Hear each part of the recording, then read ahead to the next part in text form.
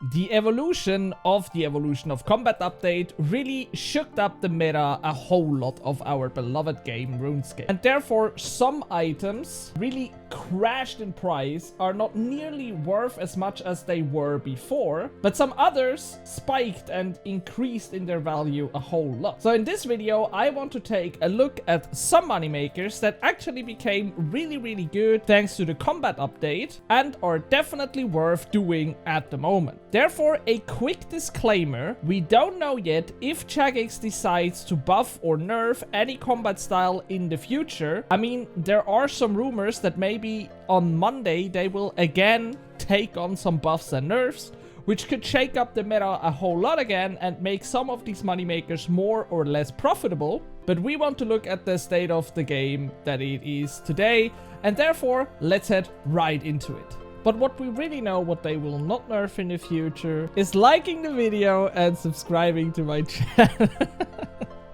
Sorry, now let's get started. So the first moneymaker is basically the simplest, because at the moment historic components are pretty expensive, because some new perks came into the game, and especially some new best in slot perks with that Precise 6 Ultimatum 4, for example, that uses just some historic components to create, have basically made the components that you can create through Archaeology a lot more expensive. For this, we can easily take a look at the graph of the price increase or decrease of the historic components, and therefore we can see that they are rising at the moment. These are the small crates here, and then we also have the large crates that are still on the rise, because people buy these components to create those perks and want to have their best in slot gear again, and therefore you can really take advantage of this by creating some historic component. This is done pretty easy, because all you gotta do is basically to dig out some artifacts that are damaged. I mean, you can go at the current at the dig site, for example. These ones are basically the easiest to dig out. And then you have to restore them. What you will see right now is also that these materials to restore these items has also risen in price, simply because a lot of people dig out the artifacts and then try to restore them by buying the materials. So this can basically also be pretty good money if you just simply farm the materials and then sell them. Especially the Zerosian insignia is worth quite a lot at the moment. But to farm the historic components, you then only have to restore the damaged artifact that you got out.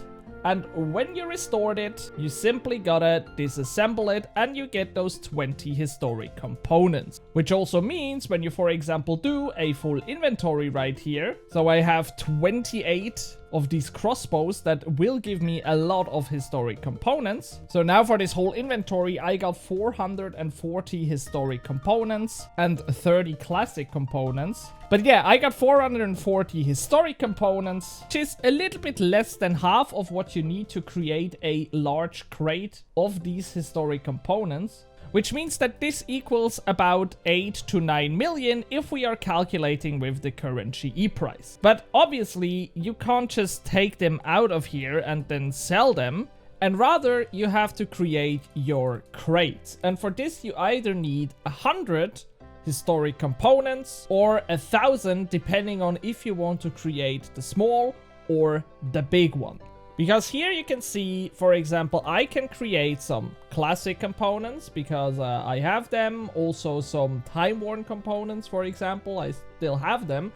But I can also now create these small historic components with some paddle parts and some protective components together with my 100 historic components. Or I can create one large crate, which is what I want to do right now, together with some paddle parts and protective components. And when I manufacture this, I now simply basically exported my historic components out of my components here. And these are ready to sell now. So now I simply can go to the Grand Exchange and put a offer in. I actually don't know where the street price is at the moment, so I decide to just insta sell them. And as you can see, they sold for almost 23 million coins, which means that if I did not insta-sell them and rather slow-sell them, this could have been easily, I think, 23.5 or even 24 million GP, because these components are so high in demand at the moment. Sure, you can also create the small crates, because they should be around the same money. I just try to sell one now. Yeah, you see they are also insta-selling for 2.2 million, which is a 1/10 of the 1,000 thingy, so it doesn't really make a whole lot of a difference if you create the small or the big ones. And yeah, this is some incredible money at the moment, and we don't know how this will go in the future, if they will add new perks, they will nerf those perks or whatever, but at the moment this is some incredible money and definitely something that you can take advantage of right now. Okay, the next moneymaker is also pretty simple, but has some harsher requirements to do. Because we are talking about some content that I have talked a lot about on this channel so far, and I still love the content, because we are talking about heists. Because when we look at the prices of the heists, we can see an increase in the rares of every heist item at the moment. So we can see that the Death Mask, it dropped a little bit, because Necromancy simply isn't the really best at the moment in terms of the usage of the players, you know. But then we can see that the Gloomfire Bow and the Legatus Ember Staff, they both increased in price with the update. But what is really the moneymaker at the moment are the 2 items that you get from the Azure Arsenal. And yeah, that heist is called Azuran Arsenal and not Azure Arsenal. I know that by now. Because these ones simply exploded in price. Because when we look at the wiki page, we can see that they are listed for about 200 mil, but the price is just simply exploding at the moment. Same goes for the dagger, 270 mil, and when we look at the price chart, it goes up and up and up, you know?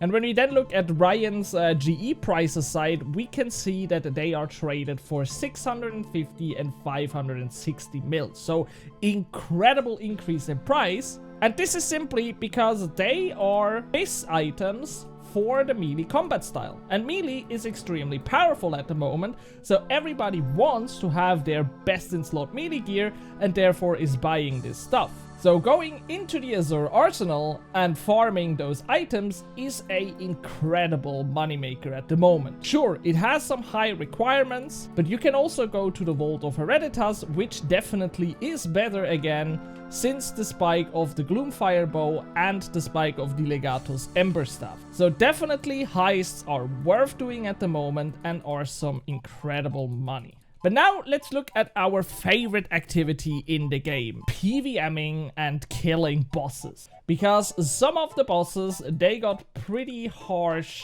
killed with those updates, let's phrase it like that.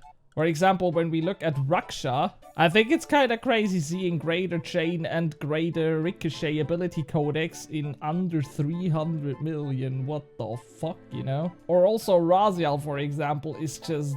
you know, it's crazy how cheap these items have become over the last few days. But there are also bosses that got some incredible price increases thanks to the updates. And one of the moneymakers that is really good to do at the moment are the Dagon of Kings. Because their rings were really expensive in the past time already. And now since the combat update, these rings are even higher in demand than before.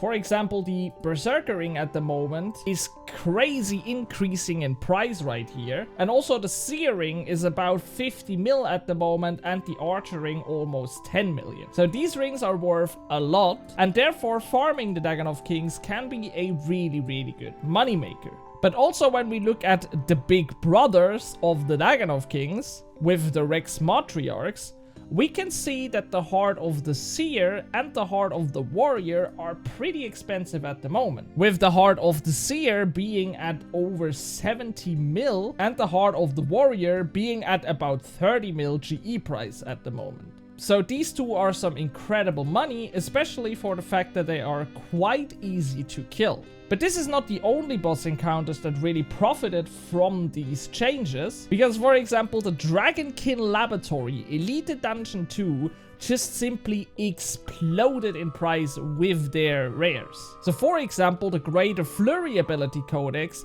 almost tripled in price, from being about 50 mil in February to being about 150 mil now in March. And also the Greater Fury ability codex, which was always pretty expensive and was traded at about 360 mil in February, is now traded at almost 500 million coins. And also Greater Barge, which was worth about 100 million, is now worth about 150 million. So all of these codexes skyrocketed in price because they are simply, again, used for best in slot melee gear. But we also have to be a little bit careful with Elite Dungeon 2, because the Draconic Energy, which was basically the backbone of this dungeon and the consistent moneymaker, they definitely decreased in price because they're only worth about 130k at the moment. But still, if you manage to get one of those rares, you can profit a lot at the moment. And if you are able or into high level PVMing, then there are 3 bosses that are also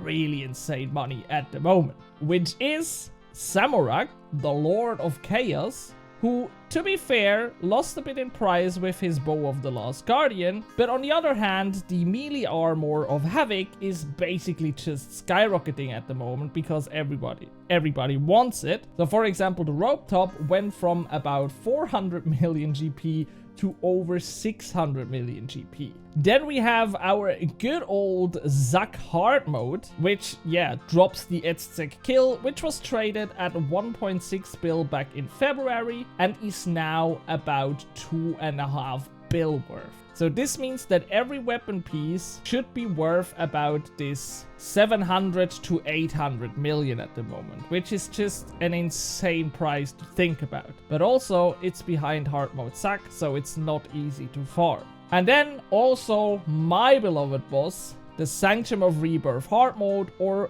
to be more specific, Nakatra, had some incredible price increase with her drops, simply because the Essence Shard of Genesis is always and will always be expensive because it's the tier 100 upgrade, but it got a little bit buffed in being less rare, so you should encounter it a little bit more often when fighting her. And then they made some components with the Roar of Awakening and the Ode of Deceit, which makes these weapons now finally being a bit more expensive. So instead of getting about 80 mil for a weapon, you now get about 160 mil for these weapons. So they almost doubled in price, which is just an insane thing to happen for moneymakers. So yeah, there you have it. These are some of the moneymakers that basically skyrocketed in price or in making money since the combat update. So if you want to make some money and take advantage of the recent changes, do it now, because we don't know what will come in the future